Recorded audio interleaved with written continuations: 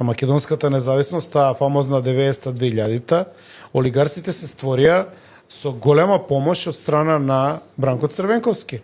И после ВМРО ништо не големите 12 ги доствари. Љупчо ветуваше дека ќе дојде на власт да направи ревизија.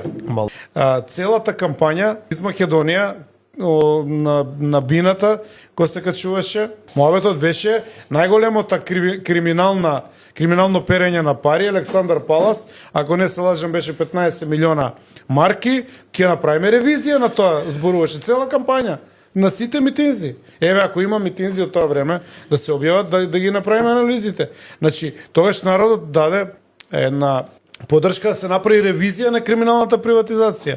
А што направи? Он дојде и со Даравела и екипава, последните 10% ги доприватизира и муабетот беше, ама ние за партијава да се збогати. У име на партијата ги зимаме фирмиве, за да на крај биде кога падна ВМРО 2002, ама не било тоа на партијата, тоа било наше приватно. Односно нивно, приватно. Примерната акумулација се заврши, кој се дочепа се испокраде све, еве ти сега резултатот што е.